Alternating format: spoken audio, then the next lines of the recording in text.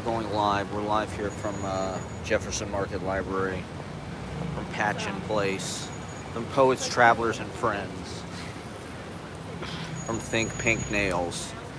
And yeah, it's live poetry time, baby. It's time to make some poetry, time to read some. It's time to just be poetry and just witness poetry here. And okay, so here I am, 6th Avenue, baby. Yeah, I feel like I need to do another reading at the library. It's been too long since we read at the library, done an event at the library. So this is basically what I do these days is, well, you know, the seasons are, although today is very nice, but the seasons have changed. And so, we're gonna have to find ways to be indoors again. You know, we got that bitter New York winter. Although I heard that this New York winter is supposed to be sort of mild. Let's keep our feet crossed.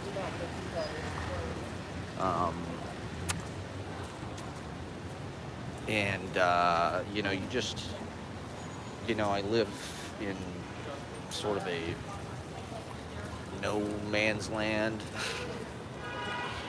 I live in sort of like, I don't know, the West Bank of Brooklyn.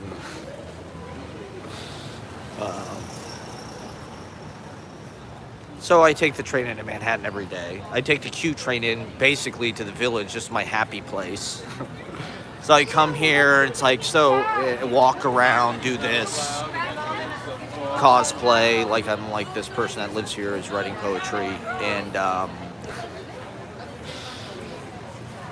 trying to keep that. But now it's like, so it's wintertime, so I'm going to all these libraries. I'm like a homeless person. I have to go indoors to the libraries. So I fucking, you know, yesterday I was at Jefferson Market.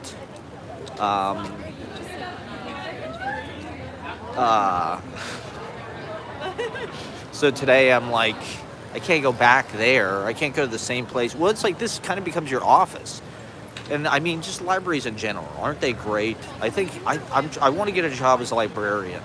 Well, now that minimum wage is $20 an hour, you know, if I could work in a library 20 hours a week, I'd fucking do that. Sounds dope as hell. I love the library. I want to support socialism in our public institutions at its finest. And so I went over to this library. I did the reading there a couple weeks ago. Hudson Park, I think is what it's called. It's on St. Luke's Place or whatever that little... It's like one of the nicest streets in New York, bar none. That Keith Haring mural is there in the swimming pool. So it's like you go to this library. They have a great poetry section. I can tell that, like, you know, the people in the library buy a lot of... So it was like I was there. I just was looking at all these contemporary poetry books that they had. Stuff from City Lights. I looked at Sophia Dolan's book, Emily Hunt book from Song Cave. What else?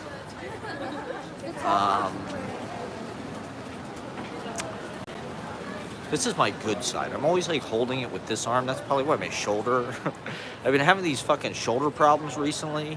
You know, like I've just got like kind of like an ache in my shoulder. It's probably from walking around and holding my fucking... This is just occurring to me. It's definitely from walking around holding my fucking selfie stick. That's why my fucking shoulders... Ooh, this nice little futon here. Check that out. Something up. Oh, I guess they're moving. It's not really... it's not up for grabs.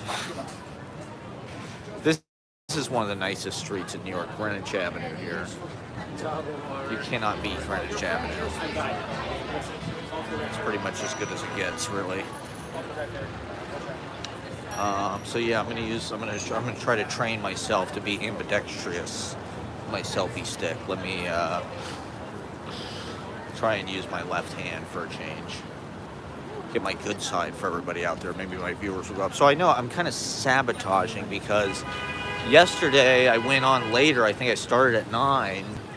The thing is, if I go on later, I get more people.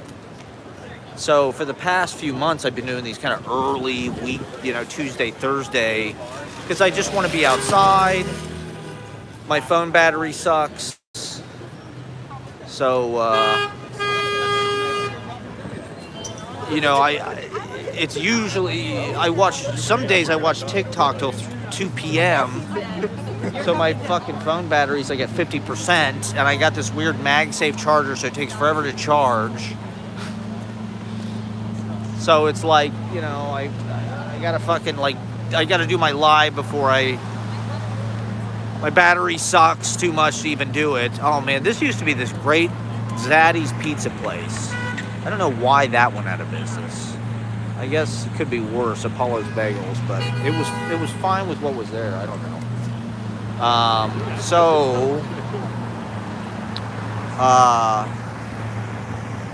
It's live New York. Maybe we'll try some more of this. Maybe it's boring looking at my fucking face. We'll try to just do some street view for people. The Village Vanguard took their awning down. They had this red awning which extended out into the street. It was so great. It was iconic, dare I say. I did want to talk about the term iconic. I think it's way overused. Even though I myself use it all the time. It's like one of those words that just typifies the era, like epic. Everybody 10, 15 years ago was saying epic. We had an epic night. It's just like that was just like the word everybody fucking wanted to use for everything. Now it's like, oh, it's iconic. The iconic. Like it's your VMA's moment. Oh my God, iconic. I guess we live in an era of false idols and iconography and moments, teachable moments. And so, yeah, look, they got rid of the awning.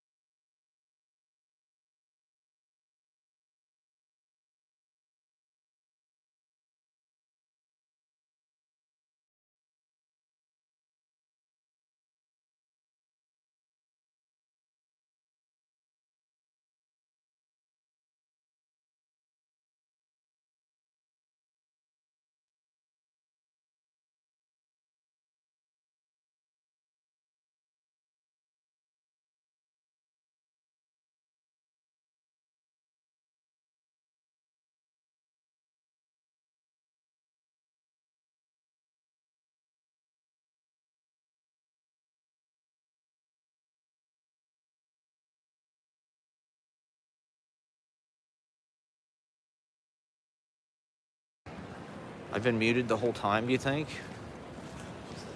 I don't think I was muted the whole time. Fuck. God damn it, I was really on fire. When did you start tuning in? I hope I wasn't muted the whole time. I have been going back and forth on the fucking camera, so hopefully it just got muted. God damn it, that's the worst. I don't know. Not that anything I was saying is important. Should I just start over? Well, Philip was telling me you don't think just right. So I've been trying to write, but you know, it brings in all these economic questions. Having the ability to sit down and write a lot of words. And, you know, I was looking at this fucking novel, City on Fire, Garth Risk Halberg, in the library. It's like this huge fucking novel. There's all these fucking like books within the book, and there's like a zine in the fucking book, and it's like, this would take a tremendous amount of planning, a place to keep all this stuff, time to focus, to concentrate. You know, it's not, I don't have any of that. And, you know, that's one reason why I've developed all of these different fucking techniques of doing it. The notebook thing is completely like an adaptation to like the fact that it costs money to sit down. You know, I can keep walking, I can keep moving, I can just live my life from one place to the next, and I don't have to remove myself from life at any point to like write. Where it's like, oh, I got, you know, if you're gonna write some 600-page fucking novel or something, it's like, that's a lot of time. It's a lot of fucking time. Oh, I'm out of weed. There's nowhere to sit, I'm out of weed. Fuck. Alright, is this gonna be obnoxious? I guess I just need to rest, you know, okay, so,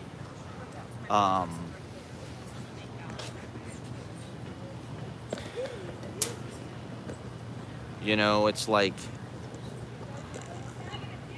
your budget is your aesthetic kind of thing. Almost. I mean, sorry. Oh, it was going so well until I found out I was muted. How long was I muted? Oh, well, it doesn't matter. I've done, you know, the one fucking time I ever did share that I did this on the Easy Paradise account, it was the whale watching YouTube video where I was muted for the first 20 minutes. So I got like 150 clicks on that fucking video. And then, we'll go over here. And then the first 20 minutes were fucking muted. So all these people watched it and probably thought, what the fuck is this? This is muted, this sucks. Oh, here we go, here we go, here we go. I mean, Bleecker Park is one of, you know, the few places I can even think of like this where you could literally come here 24 hours a day and there is a table and a plate, you know, they don't close it, they don't lock it like fucking Washington Square or even Tompkins. I think they like lock and fucking, oh boy, here we go. NYPD action, there they go. Law and order, everybody. There goes fucking Christopher Maloney. There goes Mariska Hargitay and Ice-T. I guess. They probably don't ride around in a fucking NYPD. Defund law and order. Defund the police. Defund Dick Wolf Productions, please. No more law and order. No more propaganda. Okay, this is not a bad place. I mean, other than the fact that there's these cars over here, this is not a bad place. See, if I would have got on later, I'd have more of an audience. But I don't know. I fucked it up.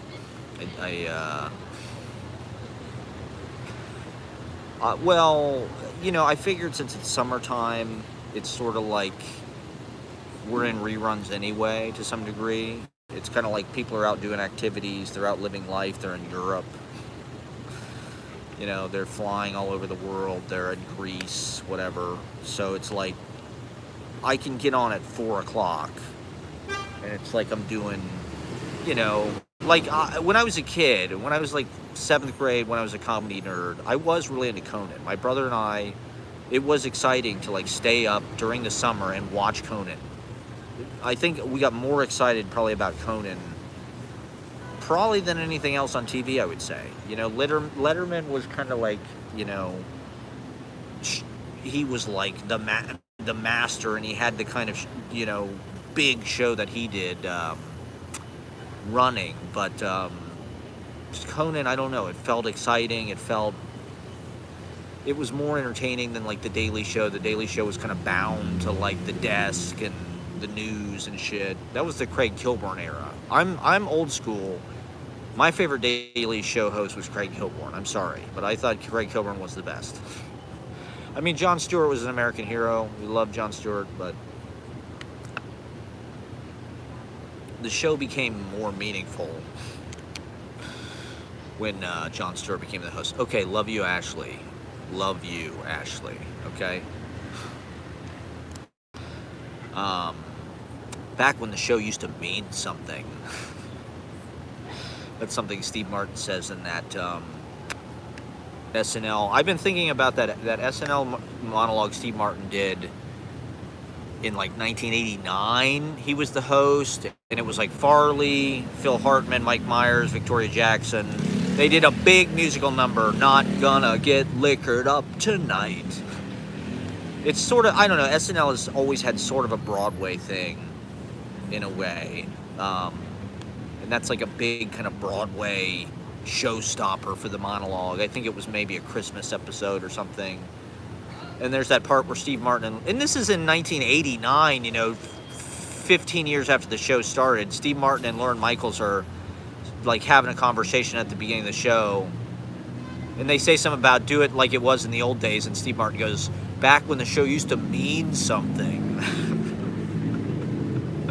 Like SNL, you know, when it first came on was like this exciting fucking... I mean, we accept it like it's this institution, you know, like it's just this fact that's always been there. But they had to, you know, all of those people were unknowns. They had to sort of make excitement. And they really did make something that people were into, and which was novel for the time. It's hard to like understand that now, but like my parents, like for them, it's like that's their Tim and Eric Awesome show, or you know, Eric Andre show, or whatever the fuck.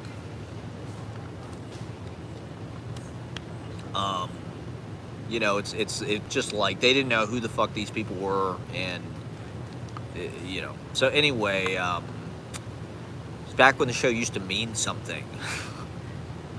Is that the truth of any show you try to do? Is like there's a time when it's, or like a band, it's kind of the same thing. There's like a honeymoon period where things are super exciting and kinetic and happening. But then at a certain point, it's just like, I don't know. I'm like a work ethic guy. I'm from the Midwest. For me, it is about like consistency, showing up every week, whether you're sick, working when you're sick, working when you're hurt, working when you're in pain. That's something that Kathy Liu was talking about. You know, one of the things that distinguishes the working class from the professional managerial class, the white collar people, is like, does your job hurt? Does your job use your body? You know, does your job abuse your body? Like working class people, restaurants, whatever, you're standing on your feet all fucking day, whatever it is.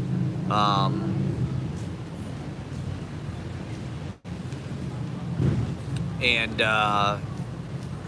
as people in the Midwest, it's just like you're trained to accept that, you know, like Letterman, I think there's a like, I don't think he missed a day of work like ever until his heart surgery. You know, when he had that heart surgery, he had a bunch of like, but Letterman was sort of, or like my grandpa was sort of like that. It's like he never, at least that's the image I have in my head. I don't know if that's fucking true or not. It's just this completely toxic, poisonous, self-reliant American thing where it's like, oh, you don't go to the doctor, you go to work when you're sick. That's what makes you a hard ass. You know, that's one reason why I think like sports and like wrestling, they use this like as a model for us, because it's like these guys play hurt. Yeah, exactly. No pain, no gain. It's like, you know, a lot of the Gen Z or the younger kind of avant-garde attitude now is like self-care. Like at my job, they give us like a day. They give us like a day off to like care, you know, self-care or some shit. We can call in sick if we're not feeling well. So there's more of a culture of like less toxic, less like malignant, you know, like working through the pain. And but also just like going every time. You have to show up every time. It's like Johnny Carson did 5 fucking shows a week, 90 minutes long. It's like, Jesus Christ, that was their whole lives practically.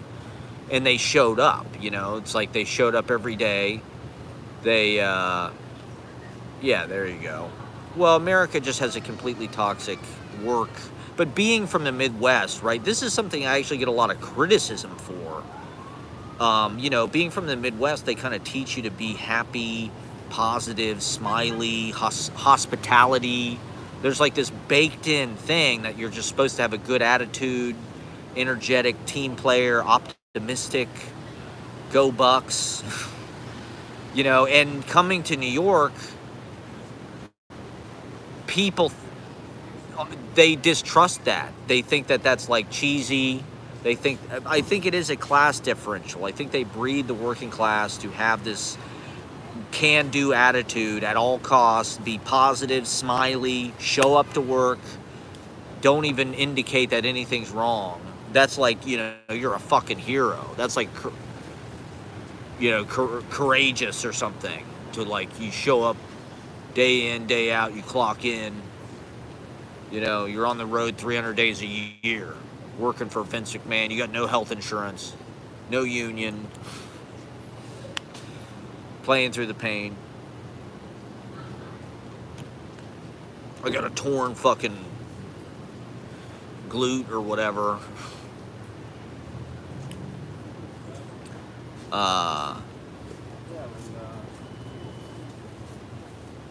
And it's something that is like dissonant. You know, New York Europeans, I saw this video, Europeans, how can you tell when Americans are right? They're loud. You can hear them coming. They're smiley. You know, they're super, it's like, I don't know, they want these energetic, positive worker, manual labor people that will just eat shit and do whatever they have to do, not ask questions to make money. And in New York, it's like you get people that are the managerial class, that are aristocrats, that are bourgeois, that are born into wealth, and their attitude is not like that. It's very demure, very mindful. It's not super smiley. It's not super positive. It's not super can-do. It's very diva. It's very unenthusiastic. They kind of look at you like, well, that's nice for you to be super enthusiastic, but it's kind of fucking unnecessary and weird. Like, why is this guy, you know, like Tom Cruise, like laughing and ha ha ha ha? It's like, that's crazy. Like, why the fuck are you laughing? Why are you so happy? Like, you know, so that's something that I get a lot, being, you know, an Ohioan in New York, from the heartland. And, well, I don't know. It was the opposite there. You know, when I was trying to be an actor in Columbus, Ohio, they tell you everything is happy in TV land. You have to smile with your eyes and your teeth to show people that you're open energetically to receiving them. As a man, you just have to leave yourself open for tons and tons of rejection. And leave yourself open even though people come at you with abuse or making fun of you or smart remarks, or you have to roll with all that stuff. You got to roll with the punches, you know, and laugh it off. Like you're fucking Ram Dass or something. You know, why is Ram Dass the enlightened one when all he does is fucking smile and laugh? Like there's nothing going on upstairs. Me, I don't know, but I do think that being like too positive, too people-pleasing, right? This is something that I get a lot of criticism for. Having no boundaries, being people-pleasing, being a people-pleaser. You know, that's the role you had to play in your family growing up or something, just accommodating everybody else. You couldn't say no. You couldn't ask other people for help when you were sick as a kid. You just had to like take care of yourself, get through it on your own. Nobody's feeling sorry for you. Nobody's taking care of you. So you're a people pleaser.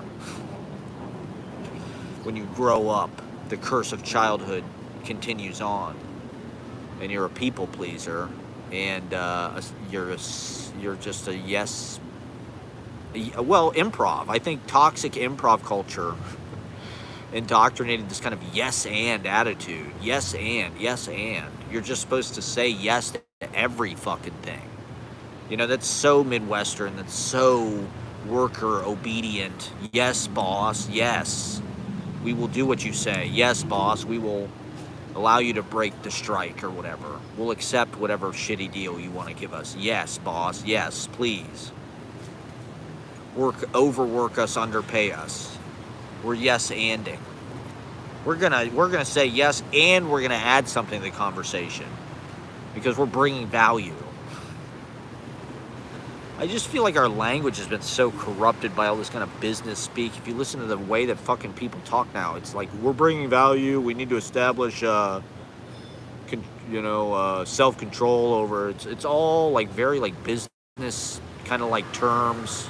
People are, talk about managerial class. I mean, it's like the better you are at kind of managing your own relationships, your own life, your own emotions, the better off you are. Everybody's so fucking controlled. You barely see, authentic outbursts of nervous breakdowns or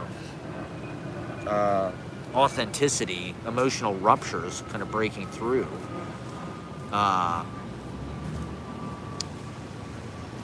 It's just everybody faking everything all the fucking time. I guess, I don't know. Therapy speak. I think I'm a Lacanian. I think I'm gonna get really into Lacan. Everybody smart's into Lacan, so I guess I need to undergo some psychoanalysis. That's like the ultimate status symbol. It's like, are you under analysis? Are you going through analysis? Do you have a Lacanian analyst? Oh, you're part of the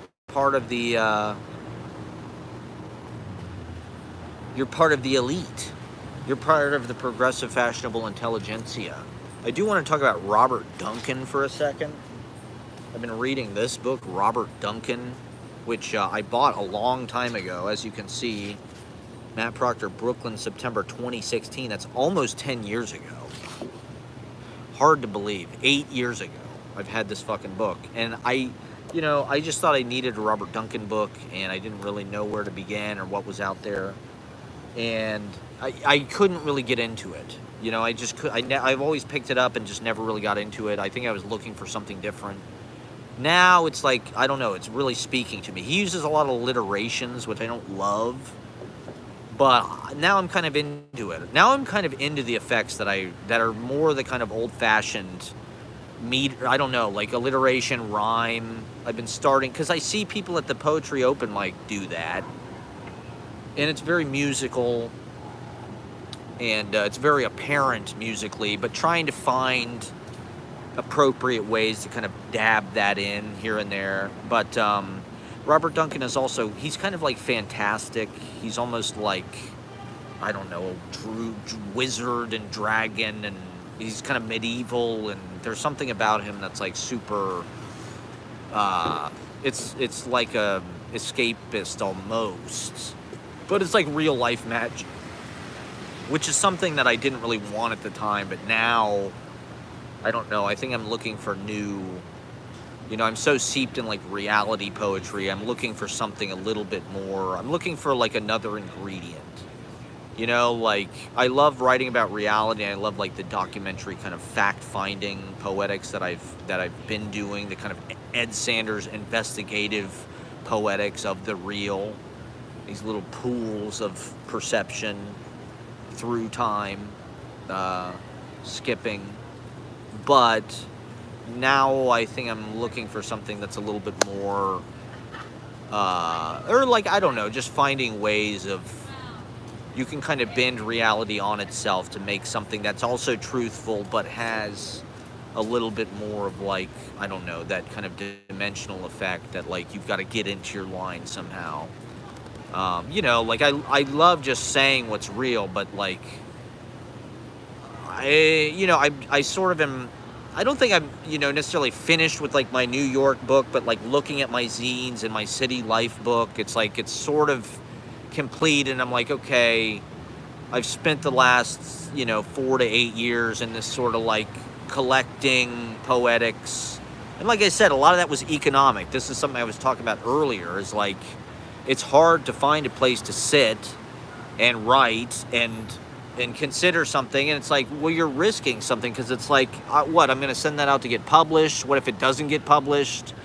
Pouring all this time into something, having the time and space, having a desk, right? That's something I mentioned in a poem recently. It's just like, I haven't had a desk since 2014. I got rid of my IKEA desk, which fit perfectly under my IKEA loft bed in my micro bedroom, my pod in Park Slope, which I probably never should have moved out of. Looking back at my life, I'm like, I probably should have just held on to that apartment no matter what because Park Slope has only gotten closer to the center of things. And now it's like cool people live in Park Slope. It's insane.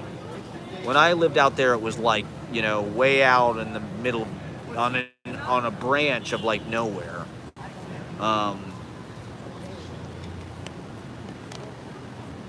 But now it's like in the hotbed of Gowanus, public records, and Ivy League people who want to feel like they're in Brooklyn and they're edgy or something live there.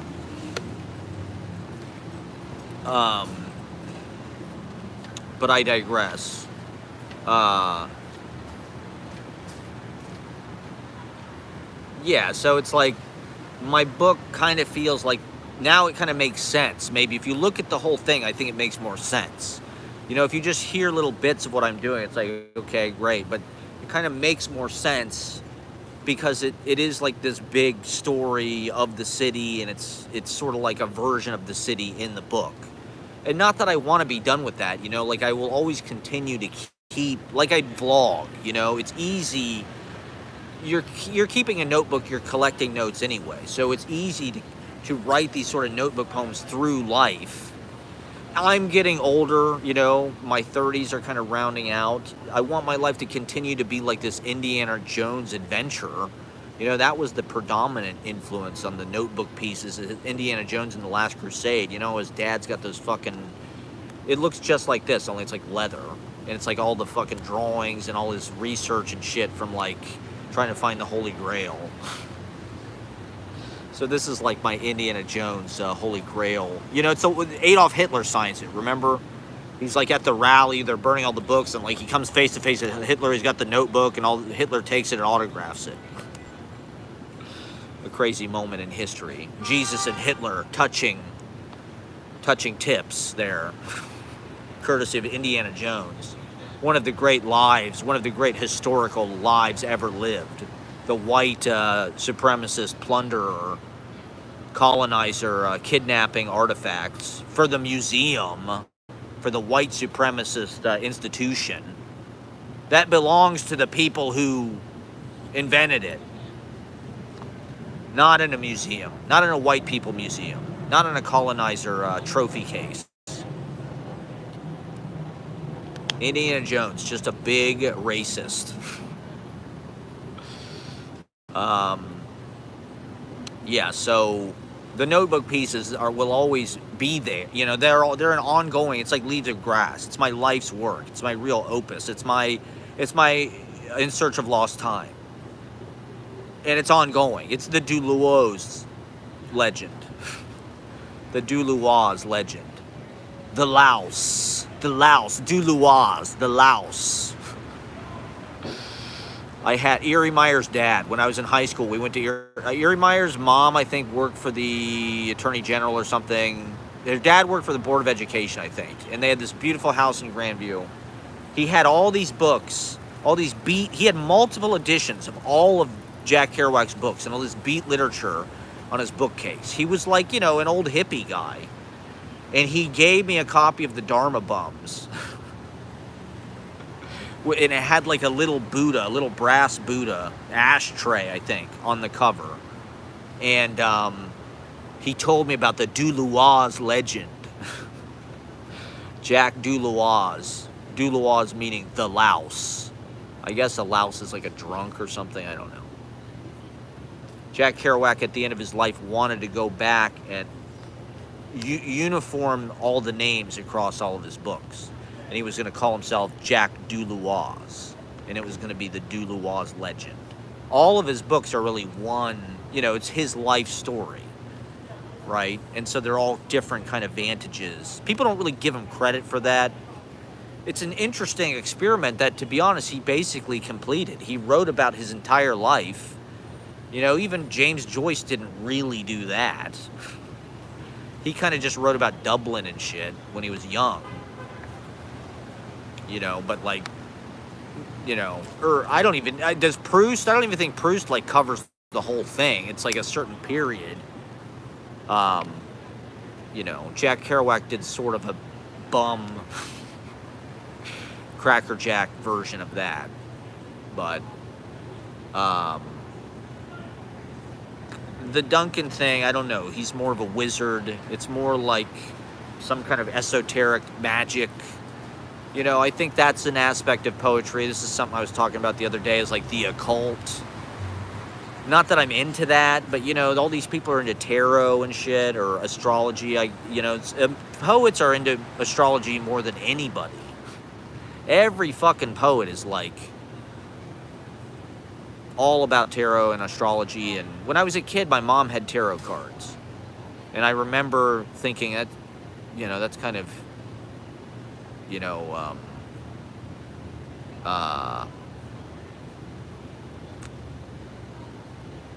it's got duende or something. It's like this kind of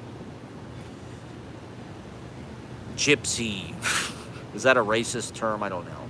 Kind of thing that it brings into your, like thin. I don't know.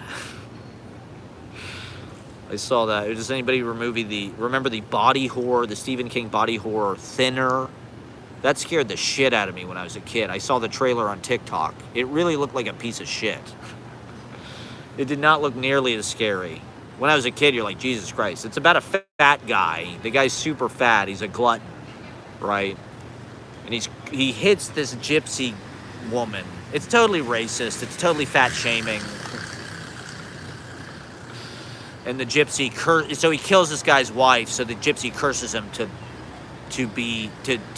lose weight until he dies. So I don't know. The occult, getting in touch with the magic, intuiting the magic. I think that's part of. I was watching this thing Bret Hart was talking about when Owen Hart died. He could feel. He was on an airplane. He could feel it. He could feel something happened. He could feel something bad happen, even though he was on this fucking airplane at the time. It's like we are all connected. There is a telepathy. I think poetry is like the closest whisper to like making telepathy visible. Like poetry is the way that we communicate with our unconscious as this kind of big network of a membrane of humanity. These connections, the sleep thinking, the dream state gets communicated and connected into this kind of Milky Way galaxy of the collective, of the brain, of the hive brain. And it's happening when we sleep. It's happening across continents. Poets can manifest each other, right? Like that. And there's a reason why. It's not just some opportunistic thing where you're like, oh, I like this poet because they're some big deal and their big name. It's like, no, there's something, their poetry, it spoke directly. That's why I'm fucking here. That's why I've been here this long. I've tried to do comedy. I had a public access TV. I'm still on public access TV. They just sent me my renewal notice. I'm still on Brooklyn Public Access. I'm probably still on Manhattan Public Access, even though I haven't submitted a new episode in probably like over a year. I should, but I'm just too disconnected from any kind of stability, so, having time and space to write at length, longer works, focused works, edited, revised works, that's a privilege. That is an economic circumstance. It's a lifestyle circumstance. And we all have these hellish, quality of life circumstances now where it's like we're super commuters. We have to work 80 hours a week to even afford our rent. We have 3 jobs. We have 6 jobs. We can't afford kids, whatever it is. In New York, everywhere you go, it costs at least $5 to even fucking sit down. I've been here long enough. I'm street smart enough in a certain way. I've lived on the streets of fucking Manhattan more than anywhere else. I've spent more time and I've learned more outside because it costs money to go into every fucking place now. I'd love to go to Cafe Reggio and sit and write for 6 hours and smoke weed and just sit there with my fucking notebook. I'd have to buy cheesecake that costs $7 and tip the guy. And then I'd feel guilty the whole time because there's all these people coming in and, you're conscientious about, they need turnover. They need more people to come in. You're paying for real estate. It's all real estate in Manhattan. Your fucking seat. That's why Bleecker Park is such a miracle. The fact that I can even come here and sit at this jacked up table. I mean, I could do my writing right here. I guess I could write my fucking novel right. I am. That's what YouTube is about. I'm trying to whore my literary skills out and prove my theories about the verbal. How the verbal is the new literary. I saw a TikTok video about it. Something about video essays are the new long reads. Video essays are the new kind of like articles. And oh shit, here's like a spider. Let me use Oh my god, is it still? It's still there. Fuck. There's a spider on the table. I tried to flick it away with Robert Duncan, but it did some Spider-Man shit and is it pissed? Is it pissed that I tried to kill it? I don't know. God damn it, I've got this perfectly good place to sit, and the spider won't leave me alone. I'm trying to write my novel. I need a residency. I need to go to Yaddo or the MacArthur Foundation or whatever the fuck it is. I need to go to Bread Loaf. How am I ever going to finish my 600-page epic of New York City with all these intertwining narratives? And how am I going to finish City on Fire?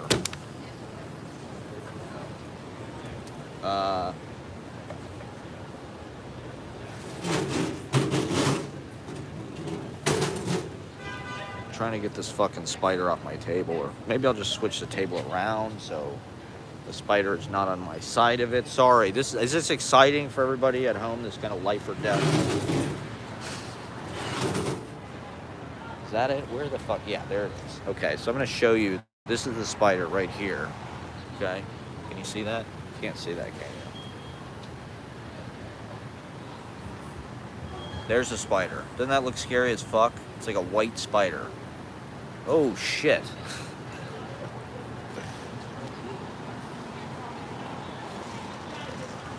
Look, it's like fucking repelling to this bench over here. Look at this nature. This is live nature. Okay? Live nature. Now it's on my bench. I guess it's the spider's bench. It's not my bench. This is live nature. Look at that motherfucker. Alright, I'm just going to do my vlog. Just let me do my live stream. It's cool. Okay? Just leave me alone while I do my live stream. Is that alright?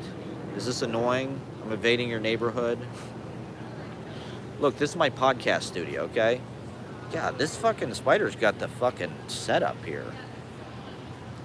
Just fucking, repels from one sick-ass ledge to another. Okay, well, I'm gonna try. We'll see. Hopefully I don't get... There's rats, there's spiders. It's really, it's a fucking jungle. Welcome to the jungle. Welcome to jungle. All right. So what the hell else? Am I muted? Am I still muted? Maybe I'll read some poetry. I was thinking about reading some poetry. I mean, I love poetry. Poetry is everything. I'm glad to be reading it again. It really, there's nothing that tickles my fucking cerebellum like goddamn great poetry. It is my drug of choice. It is my Ritalin. It is my poppers, whatever. It makes that brain go snap, crackle, pop.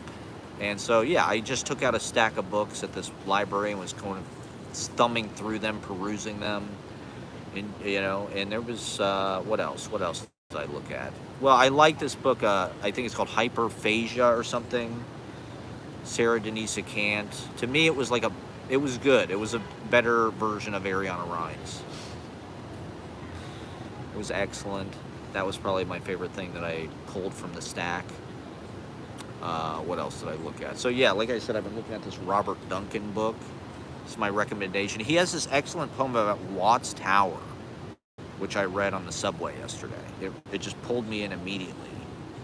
He's almost like a Renaissance fair. He's like a Ren fair.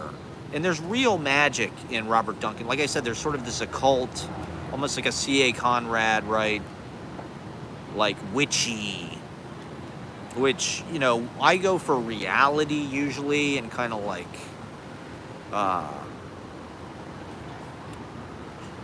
documentary, vlogging style poetics. Vlogging poetics is probably what I should have called my class. Vlog poetics. I was a pioneer of vlog poetics. I won an award, okay, for my vlog poetics. And Duncan, I don't know, it's almost like people like this can't even exist. He's just too magical. He's too esoteric. He's got this house. He lives with Jess, his partner, who's a painter. And they're, they really do practice. They got crystals. They're casting spells and shit. I think I isn't there some story about Robert Duncan like hexing somebody at a reading? Like somebody like interrupted him or like wouldn't stop talking or something, and Robert Duncan like put a hex on him, like at the fucking reading. Like there's not. That's like a a branch of poetry. I feel like that I don't typically fuck with that, but I don't know. It's something I guess I've been thinking about here and there in kind of this unconscious way. The kind of magic of childhood, the rituals of childhood, and how you're in touch with that kind of stuff when you're a kid. I remember I have this poem about our babysitter Cat Longworth. This guy, he used to babysit us like every New Year's Eve. His mom was a poet. Cynthia was a poet. And he was a writer, he was really into D&D, and I think he was working on some kind of fantasy novel, and he was older than us, we were like, 10 or something, and he was like probably 15, 14, something, I don't remember. So he was our babysitter, and we would do it, not only that, but just as kids, we'd go out into the woods, you'd have little ceremonies and shit, I don't know, you'd dig stuff, you'd arrange the sticks a certain way, you'd arrange the stones a certain way, you'd build a clubhouse. There was this kind of like esoteric, not necessarily a cult, but like ritualistic, ceremonial magic to childhood, at least in the pre-iPad era. I don't know what the fuck kids are doing today. I guess they're probably just playing Fortnite or whatever. They're doing do kids still play Fortnite, or that's like old to them? Is there like Fortnite like nostalgia now? Is like Fortnite like a throwback thing? I don't even know. Is that still, or is it Minecraft? I don't even know. What are kids doing, Skippity Ohio Toilet Riz, to ruin their brains today? They're playing Fortnite. Who knows? What's Gen Alpha, Sigma? What the fuck are they doing? Are they reading Robert Duncan? You know, Robert Duncan, he's got this amazing sequence of poems. What is it called? Medieval Scenes. You know, he's talking about poetry, the role of the poet.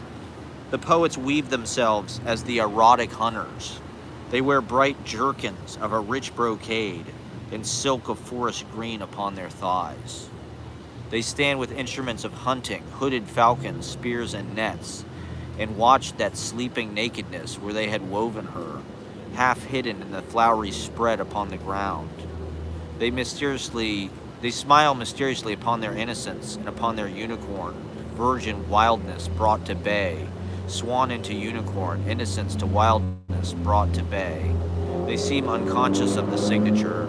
It glimmers in embroidery of leaves, the scarlet lake of some significance. You know, so it's like describing the poets weave themselves as erotic hunters. Do you feel that way? Do we weave ourselves as erotic hunters? I'd say that's kind of illegal. It's off limits now. You're not allowed to be an erotic hunter. You'll lose your job. You'll get canceled. Don't try to be an erotic hunter.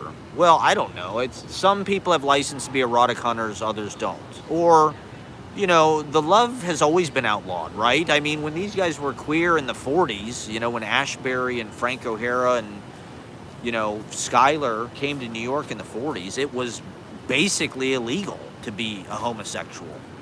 You know, literally, it was like you'd get arrested. You know, thankfully a lot has changed since then. Stonewall National Monument. But, you know, it's nothing new for poets to write about, I don't know. I'd say it's one of the prime reasons why people write poetry is because they're enamored with somebody. They have an object of their affection, an object of yearning, somebody they're attracted to, somebody they'd like to jump their bones, do back shots. Are people really doing back shots? Does that mean what I think it means? Back shots? Is everybody out there doing back shots? I think I know what it means. Jesus Christ. Everybody's eating ass and doing back shots. It's crazy. Oh, I did want to, okay, here's something I wanted to criticize, perhaps because of internalized misogyny. I've got a lot of internalized misogyny. I think Adam Driver is female gaze. I just want to get that out. Adam Driver is female gaze. But I've got a lot of internalized misogyny. I hate the phrase girly. Like, I'm a such and such girly. I'm a buvette girly at heart. I love my you know, Wilfie and Neil girlies. Where are my Wilfie and Neil girlies? I guess that's just something that's super feminine, and so women, you know, really, it's like a baby girl thing, baby talk thing. But yeah, I think Adam Driver is female gaze. He is what women are actually attracted to. Tom Cruise is like male gaze. You know, I think Tom Cruise was only possible in an era before the internet because they could hide how tall you were. You know, they could hide the fact that Humphrey Bogart was 5'4" or whatever. You would never find that out. The studio controlled the information. Now it's just like you go on the internet, you Google how tall is fucking Tom Cruise, you find out he's 5'7", you go, Jesus Christ, I can't fuck that guy. He doesn't pass the 6 foot rule. Far from it. I can't even justify, he's so under the 6 foot rule that it's like, I couldn't possibly justify it. I'd just be embarrassed. I'd be humiliated to fuck this guy. And he's, you know, he's a creep and all that. He's a Scientologist creep. That doesn't help. But Adam Driver, you know, is like this big man. He's got big hands. He's, you know, he's got a, I don't know, he's got an interesting look. So that's what women want to see. That's what women think is hot. Jacob Elordi, 6'5". What is Robert Duncan's? Yeah, so he's got this great poem about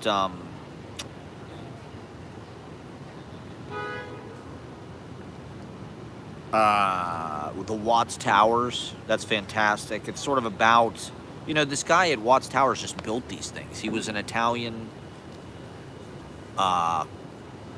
crafts person of some kind. I don't know exactly what the full story is there, but he just built these goddamn things on his own. And so Robert Duncan kind of, he through the poem, he makes this comparison to like the church, how this kind of handcrafted, bejeweled, kind of ornate, gauzy, kind of queer, ostentatious, strange, dazzling, sequined, handcrafted, strong, phallic, urban towers sort of supersede the church, supersede the greatness of the Catholic Church. And it's kind of like,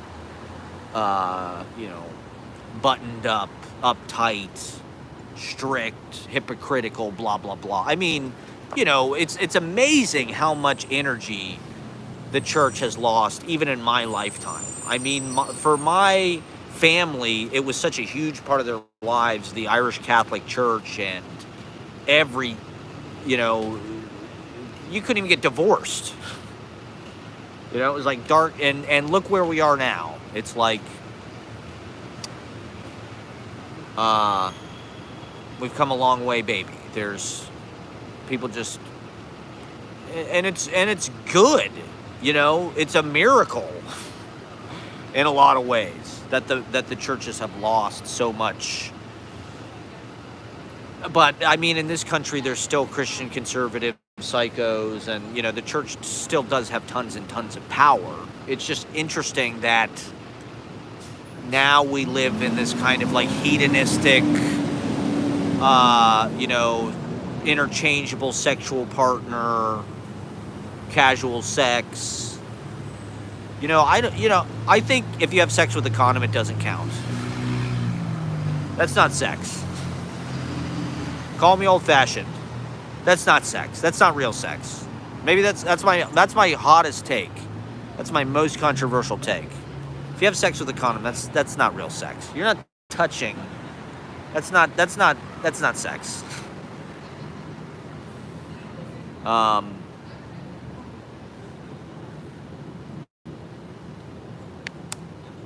That's like scuba diving and saying you're Aquaman.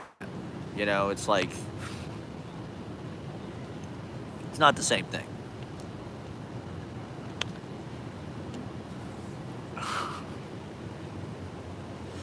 So yeah, I don't know. I'm looking for new kind of avenues into poetry. I in a certain way, I'm trying to figure out how to write.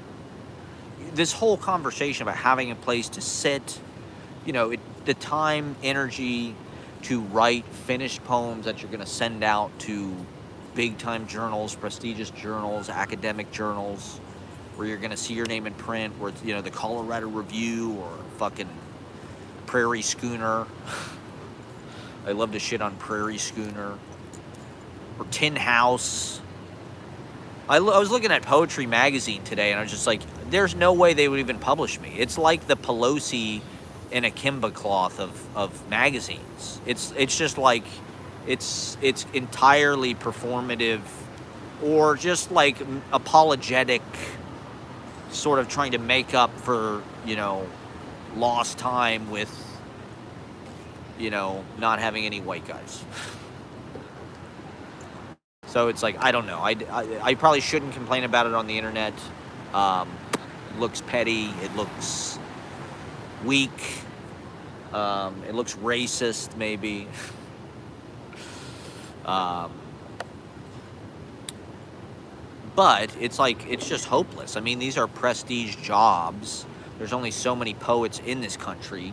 There's only so many poets America can support. The MFA industrial complex, the corporate professional managerial class of poetry that has to micromanage all the future poets of America and writing them a certain way and being polite and domesticated and housebroken and not talking about titty fucking or puking on somebody's dick or age gap problematic Asian fetish,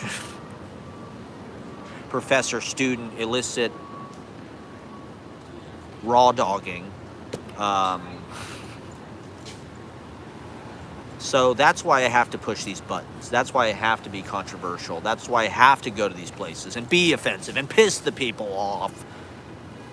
That's what you did in the 80s and 90s. That's what was cool, was pissing people off and being offensive, being a bad boy. Or I don't know. I think it's the poet's job to... It's just amazing that the left wing are the ones that are like so hyper policing and trying to control the language, and you know, if you read, like, I picked up this book Chen Chen at the library. I don't remember exactly what it was, but like the poem, I don't know, it was about how white people are pissed off that poetry is like queer now, or it's like, I don't give a damn. I've always been around gay man. I am a gay man. I identify as a gay man, as a lesbian woman. I have way more in common with gay men than straight men. That's for fuck sure. They don't read Robert Duncan. They don't read Robert Duncan's erotic, homosexual, male-on-male love poetry and understand it and appreciate it. They're not aesthetic. Or they're hype beasts or whatever. I don't know what the fuck they are. They all care about watches and shit. They're all trying to buy, like, you know, smart watches to indicate some kind of thing to other people about... All right, I'm gonna eat. Do you mind if I eat a little bit of a Chipotle burrito? You know, I don't want to sound bitter or like some kind of... I don't know. I mean, there's hundreds of hours of me talking on the internet about my nuanced position on identity politics. Let's just say that. We're sponsored by Chipotle. Do yourself a favor, go to the hot Chipotle on Broadway near Houston. You know, Soho is where all the fashion people are. Elizabeth Street Garden has just become like this bastion of like... It's become a cause for hot people. Hot people all over New York City are fighting for Elizabeth Street Garden. Eric Adams got indicted. Hell yeah. Can I get a hell yeah? We're celebrating that. Can they reopen all the smoke shops now?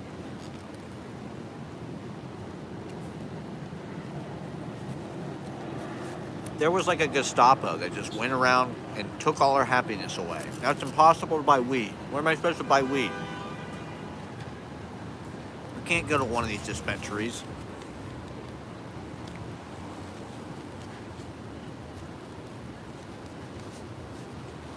There's nothing cool about that. I like meeting a guy in the park. This is my mukbang. This is my Chipotle mukbang. Since nobody gives a fuck to see me run my mouth, maybe they'll enjoy watching me eat performatively.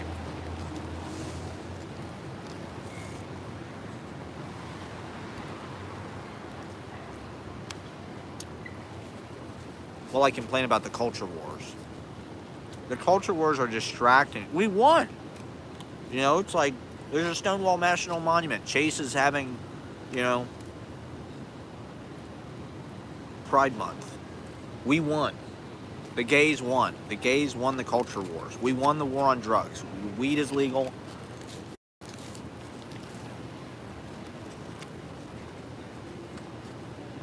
I heard, okay, and this is like, I saw this on Jimmy Dore podcast. So maybe I am in like some kind of pipeline. Maybe I am in some kind of like alt-right pipeline on YouTube. But like, he was talking about the DEI. One of the things that's driving these DEI initiatives is BlackRock and Vanguard and Larry Fink. And, you know, the private equity people. BlackRock is like, they own everything, right? They're the ones that are buying all the houses. I mean, they literally own everything. You know, it's asset management, right? Management, right in the fucking MGMT. Those guys were really onto something when they called their band MGMT. Because to me, that word typifies our era. We live in the era of fucking MGMT. Everything is overmanaged, including ourselves, our emotions, our poetry. You know, Trump was like the id. Everything is too managed, so it's like this horrible id just kind of erupted.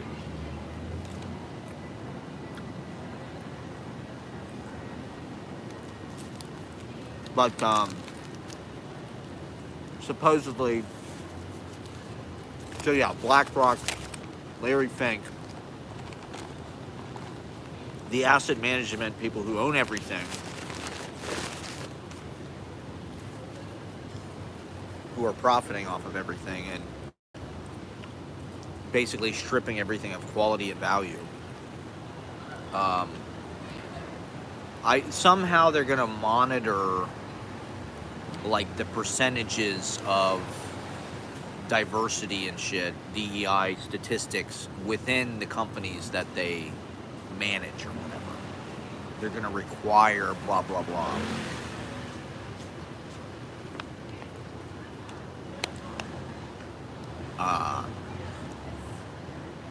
Maybe that's not a bad thing. Maybe that's a good thing.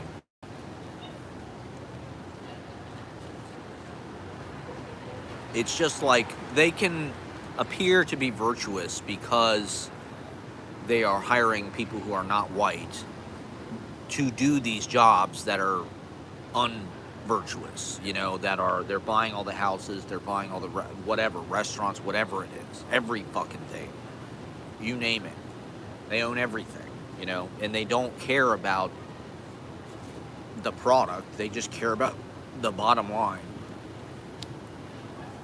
and delivering value for their shareholders. And so they can put this face on it like, oh, well, there's DEI, and so we're doing the right thing. And if you criticize that, you're a racist. Or, you know, I support all of this stuff. I support trans visibility. I think it's actually pretty exciting that it's like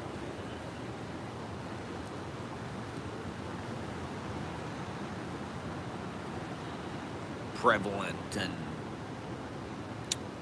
liberating to people and new, you know, it's like, it is like a new, the world looks new, you know, I think that's good, but there's also people taking advantage of that. There's people who are getting fast-tracked or expressed, and you just kind of have to sift through it, you know, and just see what's real and what's just, I don't know, some kind of trend cycle, you know, just another form of like trying to make you obedient or subservient or feel inadequate. You know, you're a white person, you're just inadequate, you're just wrong, you're a criminal, you'll never be a success, it's hopeless, you know.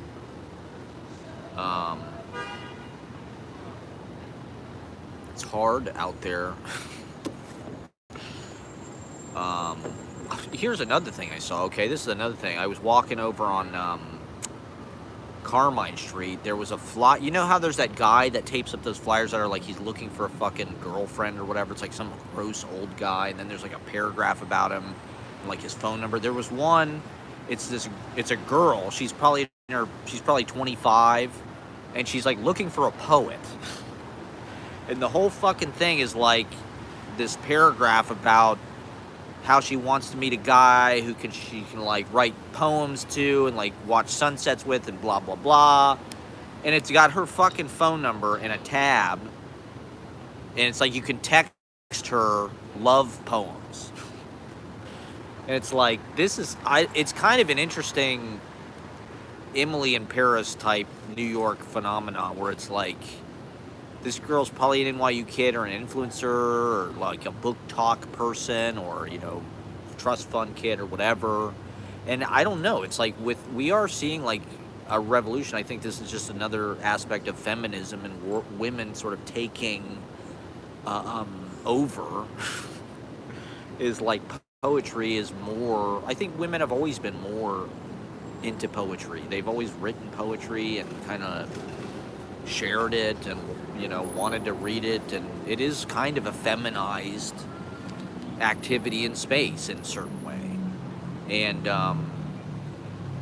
so it's like these women have probably always been there, but like I think it's like cool, and it's like there are tons of young women that like are poets. They identify. I think it's become like a trendy cool thing to be like, I'm a poet, I'm like some hot chick, but I'm not just a hot chick, like I'm a poet, I'm an Instagram poet, or I do open mics, or I do a zine, whatever it is.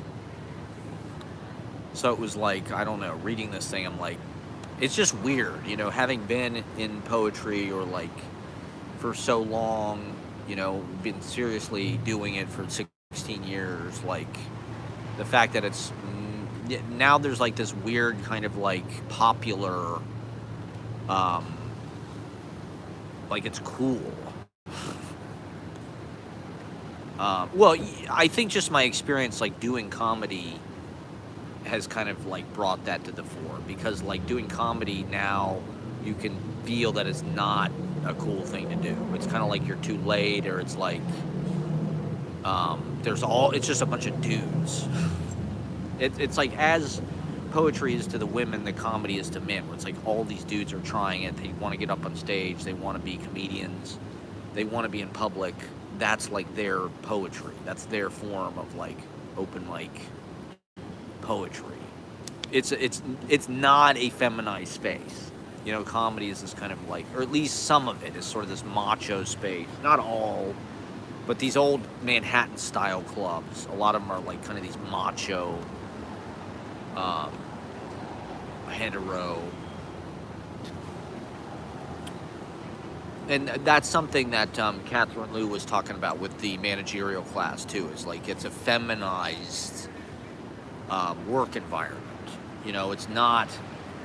And I think this gender conversation is worth talking about, and it's kind of just endless, because I think we are just seeing a rapid fluctuation in the marketplace of how the genders kind of balance, and so we're constantly needing to like articulate to that to each other. Why are there so many high quality women and there's no high quality men?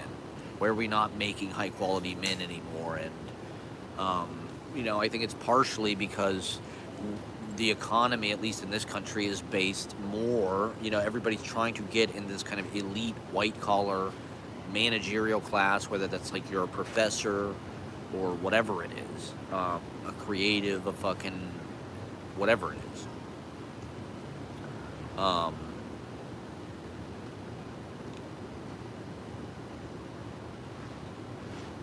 And so like, these being feminized spaces, or I don't know, women are just, not to gender, but it's just like men do blue collar shit, right? That's what we were good for.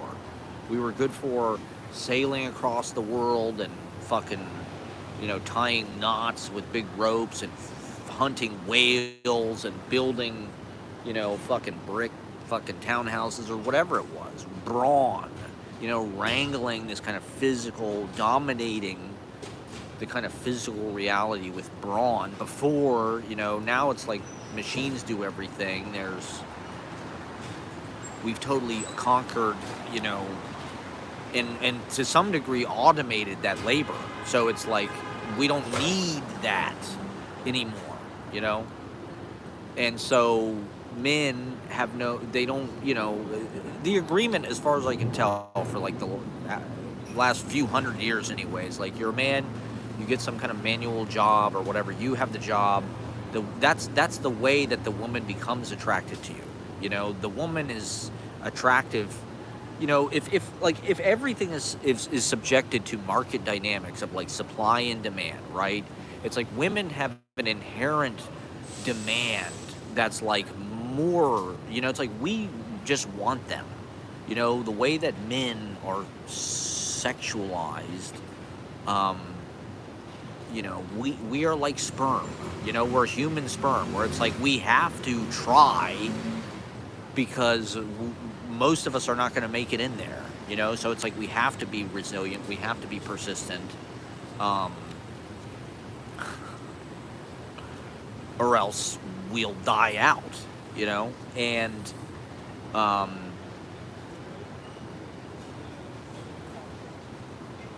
men are designed to ejaculate endlessly. And, we can have a baby when we're 80 fucking years old or something, like De Niro or Pacino. It's like, whereas like women, right, are more like elitist. They have to exclude, they have to choose, they have to narrow it down, they have to say no, they have to judge, they have to evaluate, they have to criticize. There's a built-in demand, for them. With men, it's like there's a demand, but there's also like an oversupply. It's like every guy is trying to get in there, because they have to.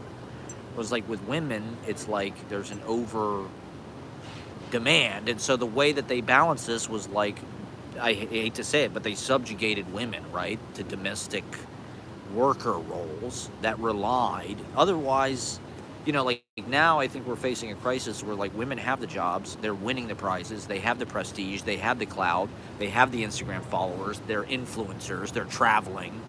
They're so much better than us. There's some guys that are able to figure it out and like compete in the prestige clout game or whatever.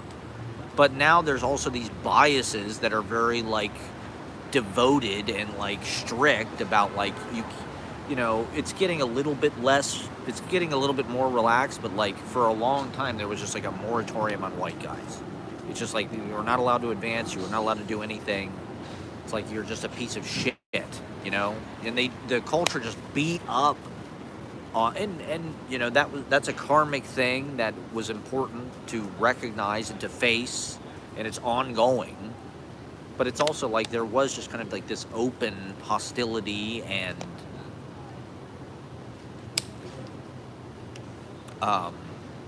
it was just open season to beat up in the discourse anyway,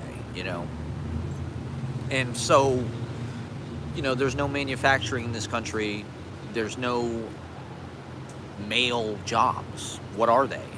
Where are the men supposed to go to like a woman, she's choosing, she wants to choose the right guy, she wants to get, Prince fucking Charming or whatever, and what do they need us for? They're making the money, they have the jobs, they have the prestige, they have the clout. They look at us with disgust because of our patriarchal rape culture, violence that we've propagated against them for centuries. And, how do you balance that marketplace where, like, there's all these hot chicks that run everything?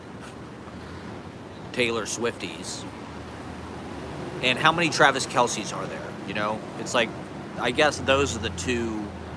There's the masculine workspace. These guys are supposed to play with CTE. It's brutal. It's physical. It's combat. And there's the feminized. She's girl boss, Barbie. Wears pretty dresses. Entertainment, show business. I guess you just got to get the bag any way you can. As a guy, you gotta figure out how to play the Game of Thrones, and manipulate your way to the top. It's just there has been like a very loaded bias in a concerted, distinct way. It's felt for like a few years, where it's just like you couldn't move forward, and so that's one reason why I've tried to make a life outside of academics and shit like that. It's just like I don't even submit. I don't even apply because it's just like, look who's look who's winning the national. Look at the contest for the National Book Award. It's like you're just not gonna make it, you know. And so what do we write? We write what we want to write. We write against the face of empire. You know, maybe we don't want to be a part of the New York publishing elite. You know, this is a big country, and what we're seeing is this kind of like release into the territories where everybody has a voice now. You know, you can become an influencer from anywhere. And so why not with writing? Why do writers have to live in New York? Why does it have to be these, you know, the New York Review of Books or the critics in New York or the National Book Awards or whatever it is? You know, like who gives a fuck? Maybe that's not interesting, you know? Or I don't know, it's just like, how do you, people want to eat, they want bougie lifestyles, they want to be able to have a house and have kids, so they want to win these awards, they want to be tenured, they want to be in the fucking New Yorker. And so they play ball, you know, they write so their style will fit in with that, you know. And I think they're going to look back on the books of this era, and they're going to see a lot of this stuff. They're going to see a lot of women just trashing men for no reason. It's just like fun for them and in style. And I guess it's like a shit test. As a guy, you're just like expected to like perform at a high level and not complain, or like there's no explanation, you know. It's just like you just have to do it. And it's just like, I don't know, I don't think that women can really understand like how little validation we get, how little support we get, how much rejection we face, you know. And then when there's public discourse and just sort of encouraged public statement to just like trash men, shit all over men, and vilify white men and blah blah blah, it's just like, you just, okay, is literature not for me? What do I do? How do I find, I just print my own shit, I go and I read it at open mics, I host my own readings, I do fucking YouTube shit.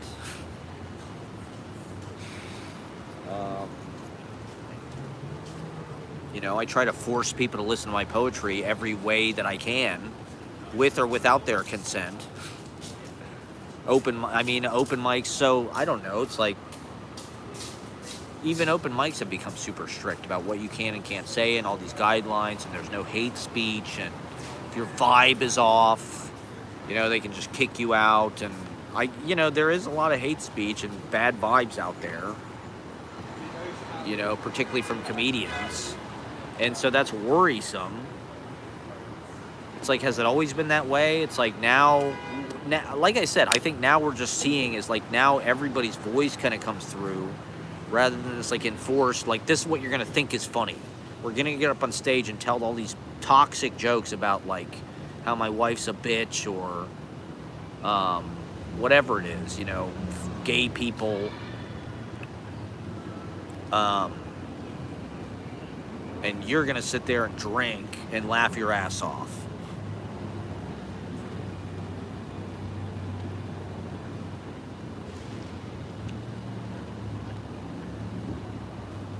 I mean, there is an absurdity to all of the DEI kind of training and stuff that is funny.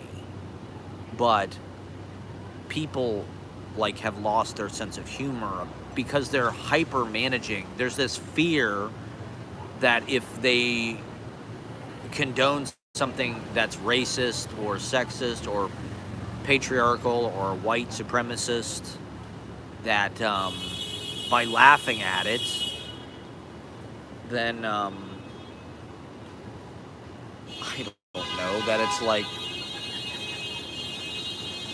they're supporting all of those things. And it's just infuriating because we've seen private equity and financial sector get so much more powerful, and our quality of life just get destroyed really in the same period of time that the identity politics have like intensified. So it's kind of like a bitter pill to swallow. While like, you know, we're going through like basically like this depression where everybody's money has like devalued. No one can afford a place to live. Food is expensive. Like I would say the last, you know, particularly I guess since the pandemic, but even before that, that's way more close to the Great Depression than the recession was. As far as I mean, the recession was no picnic, but it was like you could still get an apartment for $300 a month in Columbus, Ohio. It's like now, it's like Jesus Christ, it's $1,300 to live anywhere. But yeah, let's talk about pronouns endlessly and nitpick and like, you know, alienate everybody from each other because of this highly specialized kind of elite boutique discourse that like you have to be bourgeois to even participate. You know, you have to have gone to some elite school or boarding school or the Crossroads school to be, you know, then you're Dan Levy and like you understand every aspect of like intersectionality and fourth wave feminine or whatever the fuck, you know. It really is a way of like heightening the gulf between the classes where like working class people, it's not that they don't give a shit about this stuff, but it's like they have ways of mending and creating relationships with each other that are not put upon or fake or contrived or stilted like a lot of the kind of enforced identity politics that rule, you know, if you want to advance in corporate literary behemoth of this country, the MFA programs, universities, it's like you have to figure out a way to fit in with that and to play ball. And just frankly, I mean, maybe that's the way literature's always been. It's like most of it is uninteresting. But, you know, and that doesn't exclude, like a lot of the most interesting writers are multicultural. Probably most all of them, to be honest. There's a lot of very, very exciting stuff going on. Sawaka Nakayatsu. I know I'm mispronouncing that. That Benjamin Kreuzling poem was in the Paris Review. Like I said, that Sarah Denise Kant book was like excellent. One of the best things I've read recently. Then I picked up Ben Lerner's book and I'm like, or I also looked at that Courtney Bush book and I'm like, she kind of learned too much from Ben Lerner. I don't know. It's like Ben Lerner is like the academic avant-garde-ist. You know, it's like he's not really avant-garde. But for an academic, it's like he's way less kind of traditionally formal. He's a little bit more contemporary. And he writes about government and surveillance. You know, he writes all these kind of like keyword contemporary fucking buzz terms and shit. He writes about like, you know, the kind of post-terrorist, post-9/11 kind of Patriot Act kind of world that we live in or whatever. The Lights. His book is called The Lights. It's like, it's a pretty fucking boring title.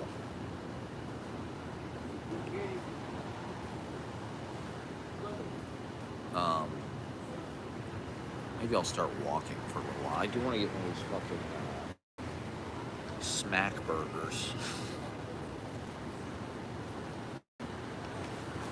I'm going to close out. I don't know. It's just like, I guess maybe a more fruitful discussion would be like, how does this influence poetics? You know, I think that's like the more interesting thing that I start to see happening. Is just like, how does this affect,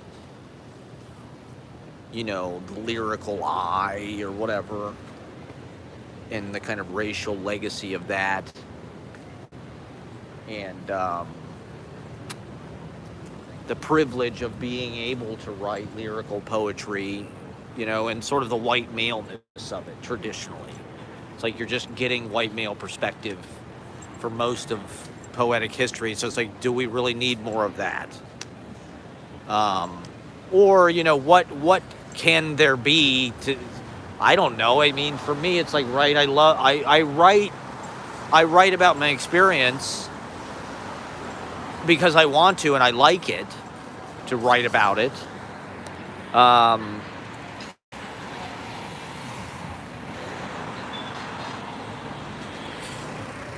You know, and to me, the answers to, I don't know, the political problems that I think are important and that I can address, I feel like are addressed in the aesthetics of what I do, the means of production. You know, that's a huge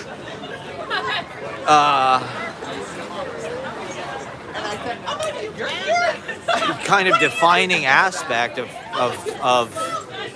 different economic systems is the means of production, right? That's what's the difference between communism, socialism, capitalism. In socialism, the workers own the means of production, right? I guess that's the difference. And so, you know, also within the work and on the page, there, you know, I guess I just use a bunch of fucking cliches from the past to attack, you know, what I think MLA format, the managerial class of what you can and can't say and how you can and can't write. The micromanagers, you know, everything is fucking micromanaged now. It's just micromanage. You know, we can see every fucking thing. We can see how long you were clocked in on the app. We can see how long you looked at every, or this or that, how long you worked on this, how much time you spent doing it. It's like there's too much micromanagement, too much control. There's not enough there's nothing off the grid. You know, it's all quantified. It's all part of the statistics. And we're training ourselves to sort of keep up with that, you know, to be the police and kind of the enforcers of our own kind of like self-discipline as corporate workers of productivity, you know, for the ongoing you know, just profit monster of America. So for me, it's like the answers are for me to dissent, to not contribute, to not work, to find a way out of that, to be in life, to help people in life, to write about it, to notice life, to try to make it magical as I live it, you know, to live like kind of a magical, enchanted, adventurous, like Seinfeld. You know, I think one of the revolutionary things about Seinfeld, or the thing that it showed people, is they were just creative with their lives. They created magic. These characters had all this free time, and they intertangled and they interwove, and their strings kind of interconnected in this really adventurous, you know, you can tell all those characters they live for that. That's why they love each other. That's why they spend that time together, even though they wouldn't really put it that way on the show. That would be like a corny way of putting it. It'd be too emotional, too sincere. But you know, they really do activate creativity in each other through like their lives. Like, I wonder if I can think of an example of this. Fusilli Jerry. You know, when Kramer comes in with Fusilli Jerry, it's just like, what? That's so hilarious. You know, wouldn't you love it if your neighbor had a Fusilli Jerry? And then it goes up Frank Costanza's ass. Because Kramer's got the ass man plates, right? Or is that a different episode? He stopped short with Frank's wife. That's his move. And so the Fusilli Jerry goes up Frank Costanza's ass. So it's like, you know, that's just hilarious. Those people, you can tell, they all just created that in sort of the, you know, the chemistry of their relationships. And there, I don't know, Larry David, there's just like something deeply magical.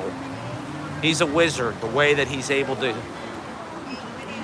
weave all that stuff together and get it all, paying off. Everything pays off everything else. I think as a storyteller, it's actually probably in some ways easier to do that because you're using everything you have and you're just saying, how can I connect this with this? Rather than bringing something from outside to solve the problem. I have no intention. And, but it's an amazing effect and it never gets old. I think that's one reason why those Seinfeld episodes are just like endlessly fucking watchable. Because it's just like they pay off so completely every fucking time. They're just these machines that just like, they set it up and it just fucking pays off every time. He was describing it as like, because he accidentally took the cards that, But nobody seems to get that when it comes to like poetics. Nobody really gives a fuck. Everybody's living like their poet life. It's like, what are you doing on the page? I heard somebody say something about text. What was it? I was reading the Paris Review interview with Rosemary Waldrop. I've never really been into Burning Deck that much. I can see why they're interesting. Just like now I can kind of see why Robert Duncan is interesting. Because they're kind of set, they're like avant-garde, but they're also sort of academic. Like Ben Lerner. Ben Lerner, I think, learned a lot from Rosemary Waldrop and Keith Waldrop, who I think live in Providence and I think probably teach at Brown. I didn't know Brown was like the fucking experimental poetry school. But Ashley told me that. Apparently Brown is like the #1 experimental poetry place, other than Iowa, which I did not know that. And they're also fully funded. So I think I might try to get into Brown. There's not very many schools that I think would take me, but I think for the right one, they would really appreciate it. I have a very niche, but unique poetry knowledge. And, wide. I know a lot about certain things.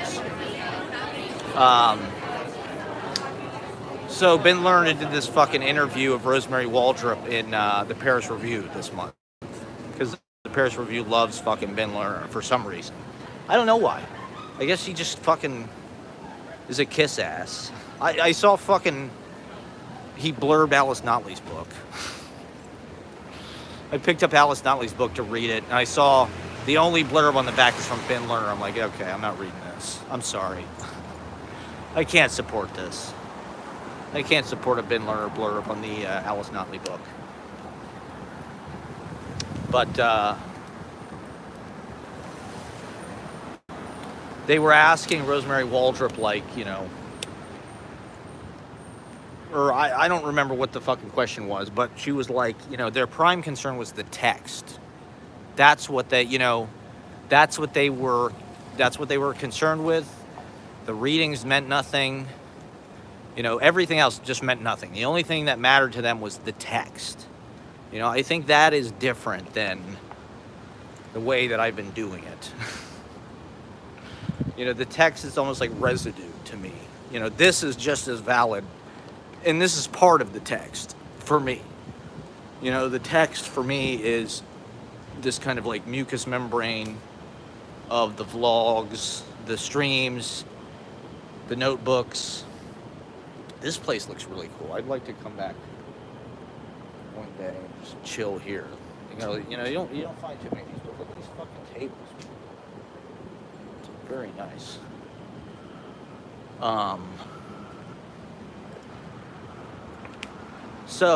But I think, like I'm saying, it's a certain temperament, and it's also just like a certain lifestyle, or it's an economic thing to spend time with the text. It's introverted, it's silent, you're probably alone, you're probably reading silently to yourself. I love that stuff, but perhaps this is like I was talking about earlier, my Midwestern kind of like way you have to turn yourself inside out for work and be social and stuff. You know, I'm probably like an introverted person, really. I prefer, but I have to be like this wedding DJ, open mic host guy. I don't know why. Because I took commercial acting classes that ruined my life. They told me to smile through my eyeballs. I don't know. It's just like you have to find some kind of draw. Like as a guy growing up into adulthood, I had to figure out some kind of draw. You know, it's like things don't really come to me. I have to talk to people. I have to cold approach. I have to open sets. You know, it's like I've had to work my way into all this stuff. And it wasn't because of, you know, like with poetry, it wasn't because of my talent, really. I mean, I didn't come to New York and they're like, wow, you're so fucking good. Let us, you know, introduce you to everybody and, you know, help you out. You know, nobody helped me out, really. I wouldn't describe anybody as having helped me out, at least not with like poetry business. It's all been like cold approach, cold calling, having to put yourself out there. You know, that's not easy to do. Putting yourself out there. You know, I would say like a lot of these people in writing programs and shit like that, you know, they don't have to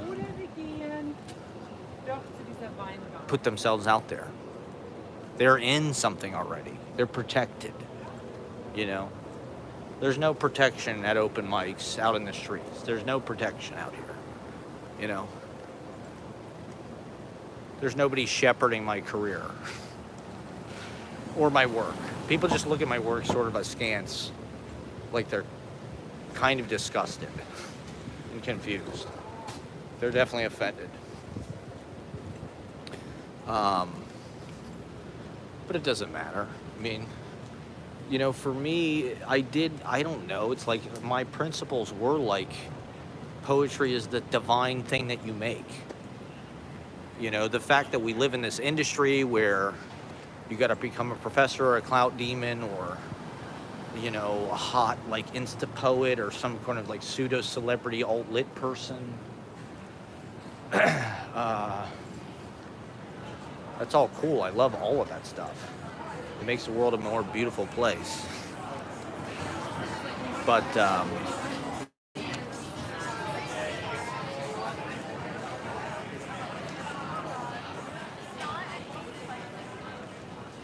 I don't know. I think like, you know, my answers to all this stuff are not that exciting. They're a little bit too like literal.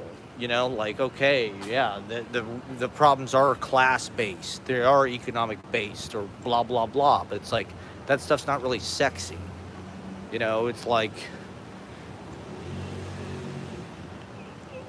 you know, all gender bathrooms, that's sexy. Trans bathrooms, now you're talking.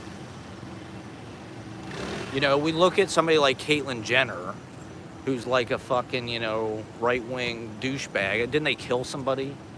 I thought they fucking like ran somebody over. But it's like, okay, well, they're trans, so you can't say anything bad about them. Or, you know, like they're a good person, or just like,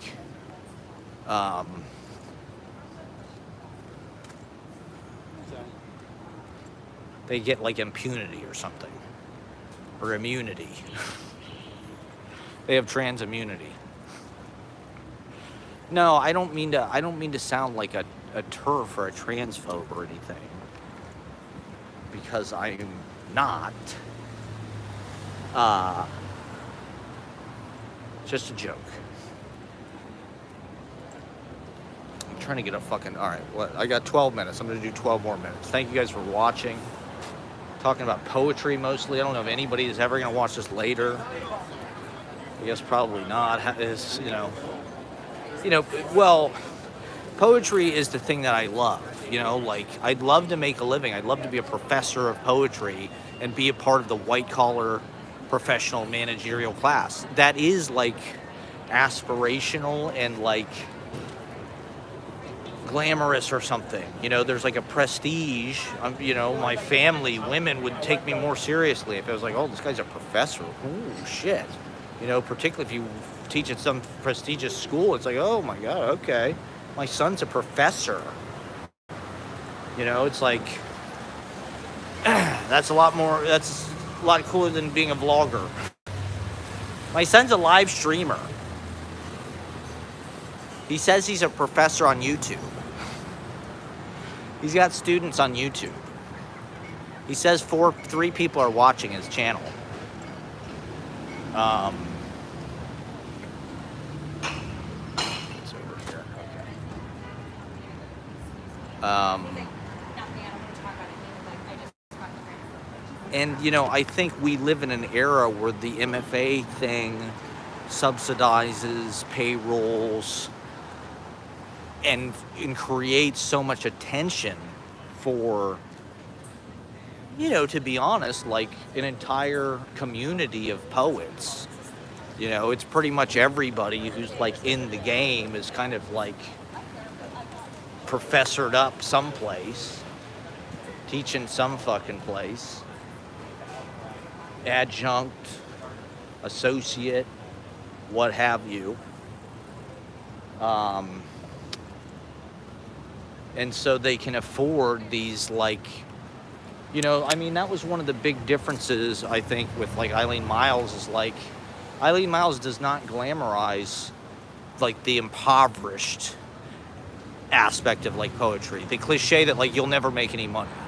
Like Eileen Myles is somebody that's like very like, that's bad, we should make money, etc. And I agree, but I also think that there's all these people in poetry that are just like very materialistic, very consumerist, superficial, and there are definitely aspects of poetry that like, that's what I like about it, is that it's not those things. It's not this sort of like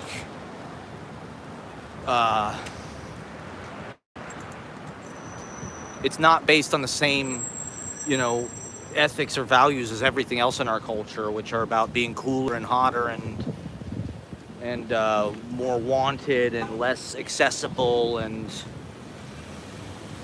being rich and having fucking designer clothes and like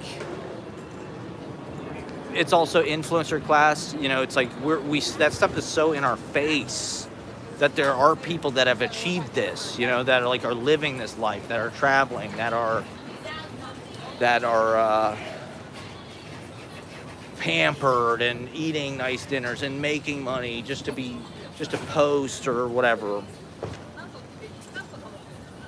And so we live like in the shadow of this shit. And how do we make what we do seem like it matters?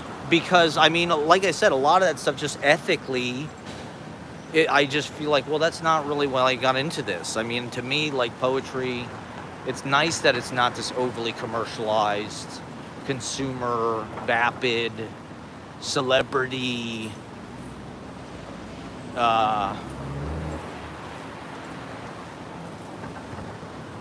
desire machine, making people feel inadequate, turning into product,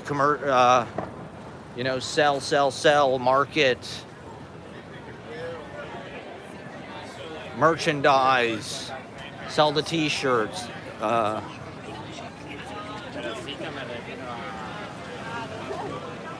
where it's like, I don't know, that's kind of just what it's become. Or there's no, with a lot of the people who claim that they're like radical politically too, it's like you see both.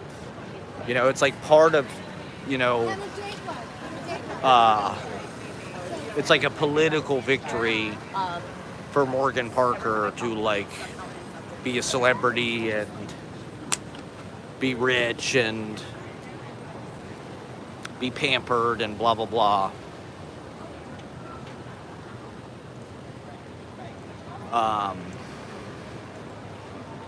You know, and Twitter and shit is just a big orgy of like mutual aid and people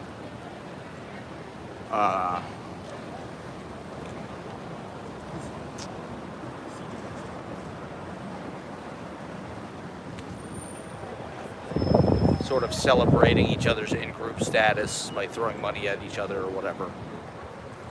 Each other's like mutual support networks, causes, so-called GoFundMe.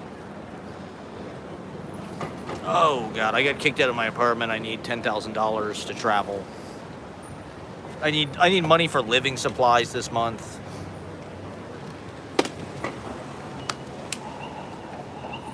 All right. Well, I'm about to sign up. Look at these elephants. Isn't that crazy?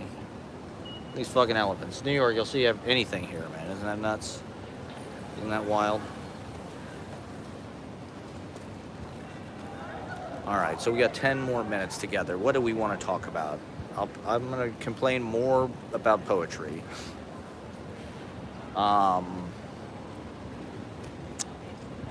Milkweed editions. I've never really liked milkweed editions. I don't love Copper Canyon Press. You know, most poetry feels incredibly responsible. It feels overly responsible to me. In fact, that feels like that's kind of what it's about. It's like the person who wrote is like, their soul is so responsible that like they took all this care to like write this fucking self-pompous fucking oh yeah, this is where Gregory Corso lives. Just finished watching. All right, Bruce Halladay in the house. That's where Gregory Corso lived when he died.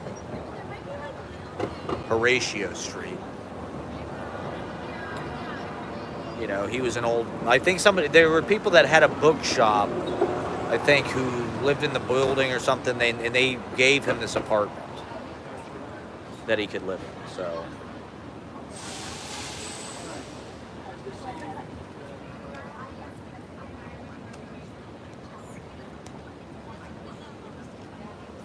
You watched yesterday's live stream, Bruce Halladay. What did I talk about yesterday? Did you watch Catherine Liu videos? What else do I need to talk about? Okay, I talked about girly, how I hate the term girly. My internalized misogyny, I mentioned that.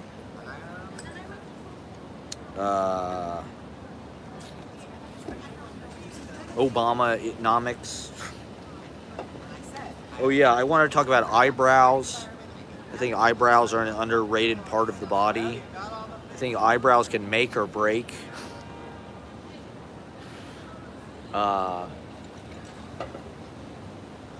You know, eyebrows can be very sexy.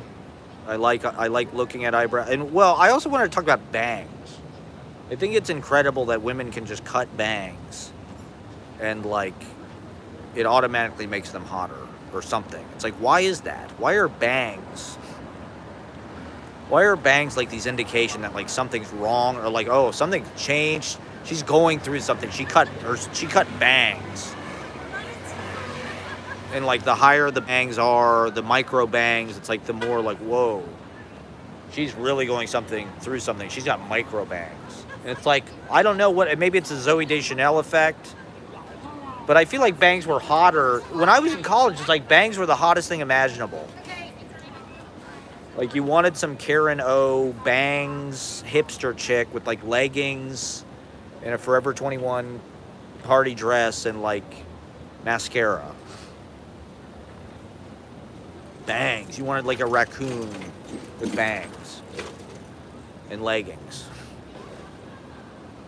And now, I don't know. What is it about bangs that are just, I guess it's hiding the forehead. Maybe foreheads are just like very unsexy. I find women's foreheads disgusting. Please cover that up. Cover up that giant, forehead, I don't know. There's something about, I think for women it often doesn't work. You don't want to show a lot of forehead. I don't think, as a woman. You got to cover that. You got to bang. You know, is that a new thing? I guess they've always been hot. If you look at, you know, masculine, feminine, you know, Chantel Goya or whatever. Jane Birkin kind of had a bangs thing. Why are bangs so sexy? It's just a bowl cut. You know, if you're a guy and you have bangs, you look like Jim Carrey in Dumb and Dumber. If you're a woman and you have bangs, it's like you're going to have to beat guys off with a stick. You're like going through your hoe phase. Right? Isn't that what that indicates generally? It's like you're going through your hoe phase. You got bangs. And I love bang. I mean, I don't know. Bangs. Even the name, bangs. It sounds like sex. You're going to get banged with those things. That's why you got them. That's why they call them bangs.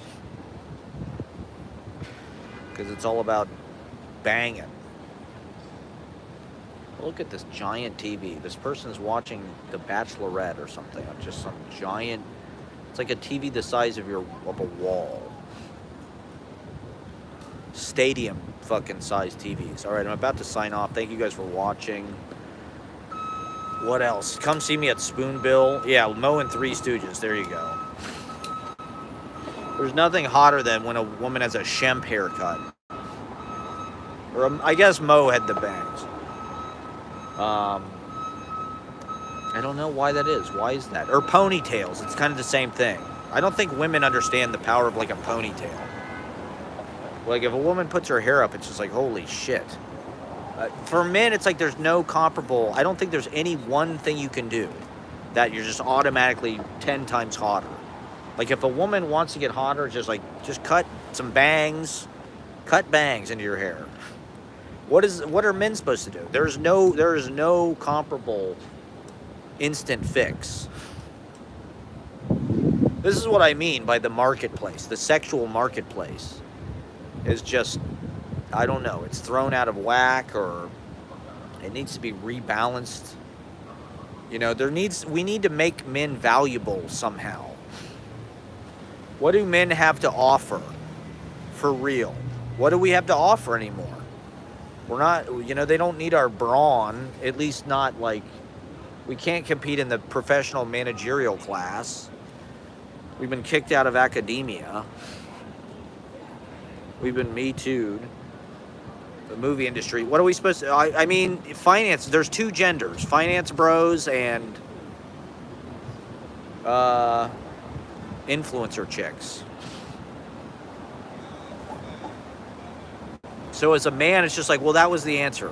Is that a masculinized wealth space? Probably being executives, that's like super masculinized. Being like a CEO, those are probably typically super alpha douchebags that just fire everybody. We did this dinner at Haru where I worked, a sushi restaurant. It was on 48th between Park and Madison. There was one night where the board came in. And they bent over backwards to do every fucking thing to make the board happy, to give them really good service. And it was just these super alpha, tall, you know, they just looked like Ted Turner or something. They looked like their name was Rick. The guy looked like Randy Johnson or something. You know, he had a mustache. And he just looked like a prick. That's probably why he got paid. You know, that's why he got paid so much, because he would fire, you know, those kind of people, they're just ruthless. They're not you know, Elon Musk, the first thing he did at Twitter was fire half the people that worked there. It's like, that's not masculinity. That's not being a man. That's being a fucking prick. So as men, how do we provide value? What do we bring to the table?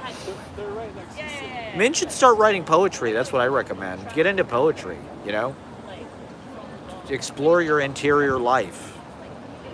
And appreciate flowers and nature and animals and light, paintings. I've heard that for men, the the best way and probably the easiest immediate way to make yourself attractive is to get a haircut and to buy nice clothes that fit you, which I do believe that kind of stuff does go a long way actually for a guy. It really is about your presentation and your haircut. It can make all the difference. Like a homeless person makeover scene in a movie, you know. It can just be life-changing. Like Queer Eye for the Straight Guy, that's all they really would do. They'd go in, they'd give these guys a haircut, they'd buy them some clothes that fit them. And yeah, let me. Weeks are usually. It's amazing how sloppy If today's are like. and if I get out at 8. schlubby we can be on a you know. That was my all-out assault on the finance culture and the wealth culture. You know, like the wealth inequality is exploding. That's why I think like celebrating materialism, consumerism, like why? Why do we want to fucking be a part of that? You know, like the planet is dying. It's empty. You know, everything is being hollowed out at the expense of like hyper wealth for a select few, the super yacht class. And it's like you can't get nice clothes anymore. It's all fast fashion. Everything's made of plastic. There's no quality control of anything. We're ingesting microplastics. You know, the food is bad. It's expensive. Movies are super, you know, like I saw in the comments, they asked what would make people go to the movies more. Almost everybody in the comments said if they were cheaper. And I think that's true. If it was $5 to go see a movie, I'd go see a movie. The problem is it's like $20 in New York to see a fucking movie. It's like, forget that. I'll watch it for free on my laptop. Sorry, Hollywood. Sorry, Hollywood. Sorry, Ryan Reynolds. Sorry, make some, you know, if they made things other than fucking superhero movies, maybe I'd be sympathetic, but it's fucking trash. So this is my fucking guerrilla radio, radio free, Midwood. Talking about poetry, identity politics, sex, all the taboos, whiteness, white fragility. How it, you know, how all that informs my poetics. I don't know. What the fuck? Just let me write what the fuck I want to write. I don't have some big manifesto. I can't answer for this. How we? It would be arrogant to assume you could answer for 400 years of colonialist, colonizer, imperialist, white people stealing this continent and filling it with immigrants to till the land and to work the plows and to be the slaves. It's like we want to solve all these problems from the past, but it's like there's still a lot of fucking slavery that's happening right now. A lot of pain that's being created right now. A lot of injustice, inequality, needless. You know, Chipotle, it's like everybody who works at Chipotle is a person of color. It's like, it's still racially divided. You know, a lot of these retail jobs, it's not white people doing these jobs. We started to watch Ash Wednesday. We didn't get that far into Ash Wednesday yet. It looks like Ed Burns is really trying to show off in Ash Wednesday. It's like got some real filmmaking technique, which is kind of startling. There's all this handheld stuff and like, so we started to watch it, but we haven't finished it yet. We'll finish it this weekend. Thank you for the recommendation. So far, so good. I like that. You know, it's like about like Irish mafia in the 80s or whatever. So it's like, you know, Edward Burns does some good period pieces. We started to watch Bridge and Tunnel. Have you seen Bridge and Tunnel? It's Edward Burns' highly sexual narrative TV show. It's his streaming prestige It's sort of like that movie Summer Days, Summer Nights. It's like a Long Island towny hookup soap opera, which we love. You know, what is life but a Long Island tiny hookup soap opera town? People are loving these elephants. What can I say?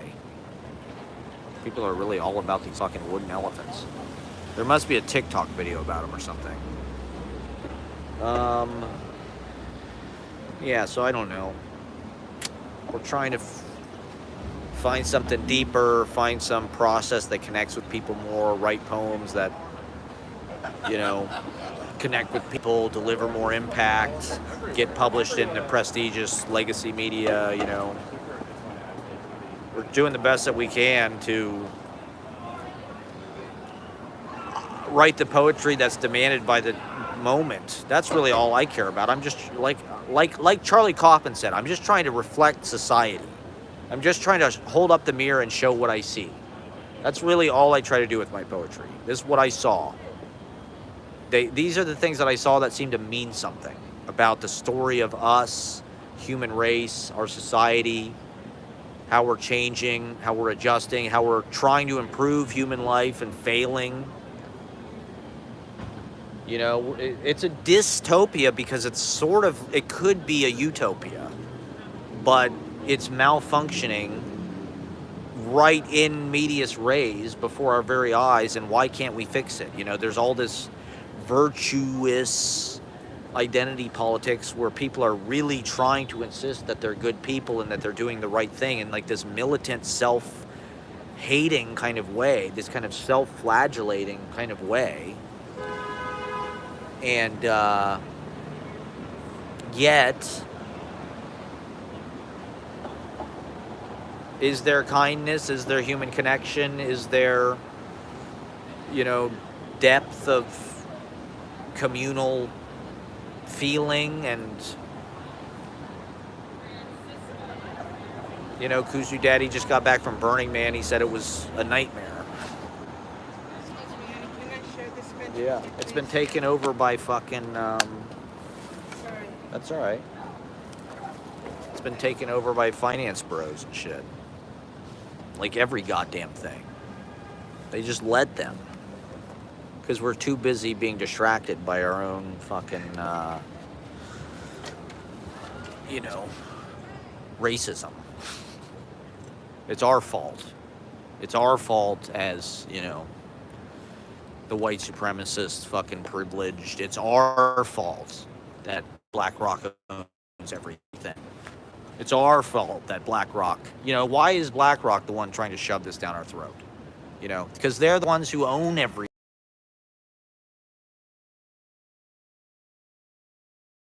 Want to distract us from that and focus on ourselves as we are the problem. We are the ones who are responsible for this. We gotta, you know, endlessly fucking educate ourselves and improve ourselves and try to do better and just accept that it's we don't deserve success, or because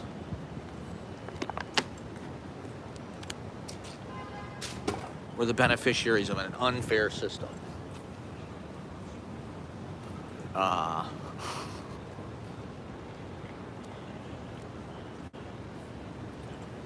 I was watching, there's this TikTok video, it's speeches of Adolf Hitler, but they're like in English, so it's like, you know, it's his vocal inflection, you know, and his kind of passionate, kind of trademark signature public rhetorical style. But it's in English, so you can understand what he's saying. And he's basically just talking about, all these people don't care about you. They're transnational elite.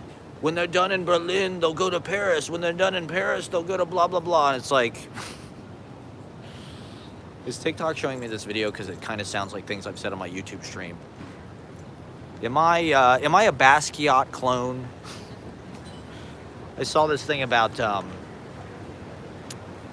all these bro male artists are like Basquiat clones. And you see all these painters that are like Basquiat clones. You know, they like ape sort of Basquiat's like Picasso-esque kind of style, which I guess is probably African in origin. Picasso was just imitating African art and ripping off African art. Anytime something new and like beautiful happens in art, it's just some European or white person in one of the world capitals ripping off African people. Like Vampire Weekend. But there's all these Basquiat clones. Am I just a Basquiat clone? You know, is my sort of New York, New American poetics trying to meld all these kind of like calendar, diary, Black Mountain, objectivist? Is that contrived? Is it like picking out a bunch of vintage clothes at the L Train vintage store? Is it just being a Basquiat clone? You know, is imitating Ted Berrigan the poetic, you know, equivalent? Is imitating Ted Berrigan the poetic equivalent of being a Basquiat clone? You know, this sort of like outdated New York street style, graffiti style. You know, part of the New York school and part of it that I think doesn't get talked about enough is there is a politics, and the politics is in the communal way that they made the stuff, right? The Mimeo approach, having readings in the church, working on collaborations, living in rent-controlled apartments, being working class, going to a state school, right? Ted Berrigan was a state school poet. That was like a badge of honor. And that's part of what Ted Berrigan represents, is like he represents that it's possible as a working class guy from Rhode Island by way of Tulsa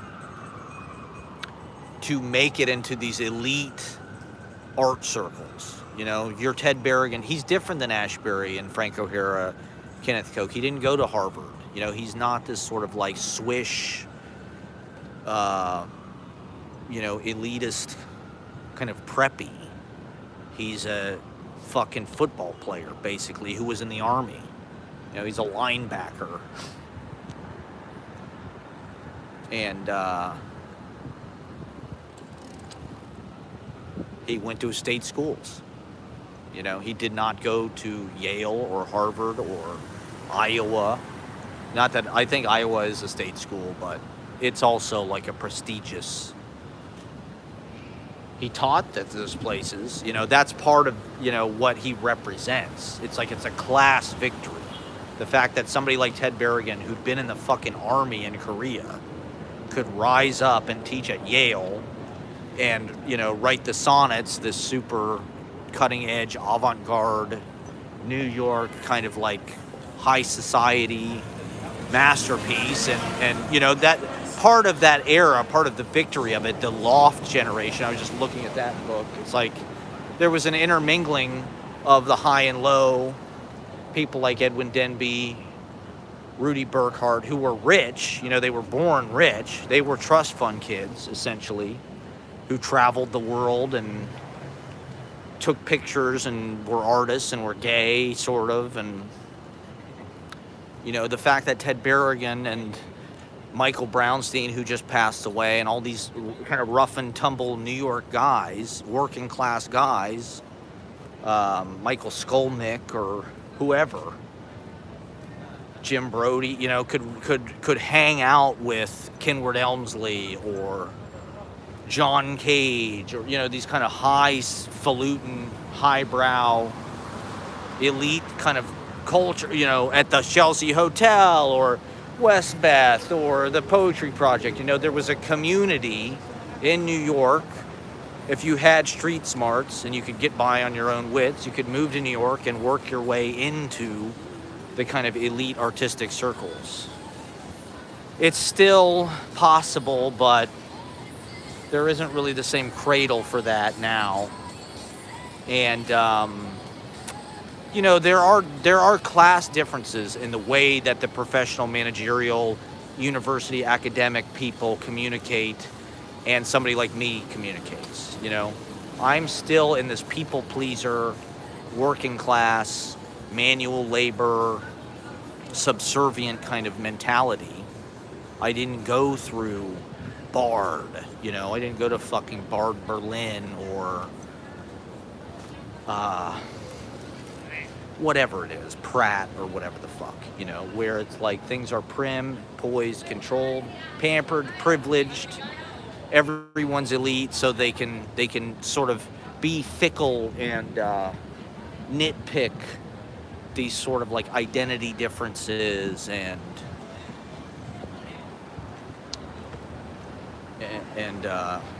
caring the fuck out about all that stuff.